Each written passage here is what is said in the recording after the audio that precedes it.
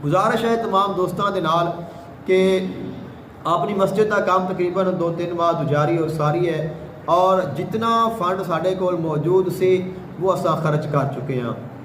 तकरीबन जिस वक्त काम स्टार्ट किया है तो 5 ਦੇ इर्द गिर्द है सी, अब खर्च होता रहा है, नाल लोग खिदमत करते भी रहे हैं, तो 6-7 जितना भी खर्चा हो गया वो सारा रिकॉर्ड हर चीज़ मौजूद है। लेकिन मकसद ये वे कि वो जोड़े पैसे ने वो ख़त्म हो गए हैं। अब जो साडा सामने वाला काम है वो तो तकरीबन सामान सारा आ चुका है, इस हफ्ते मुकम्मल हो जाएगा।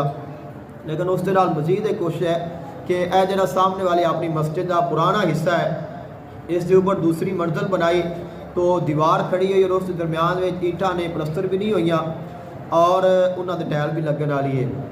अगर इस काम के नाल ये भी हो जाए, साथ और भी छोटा छोटा अगर हो जाए, मकसद ये कि एक काम असा शुरू किया है तो ये चलता रहे। अगर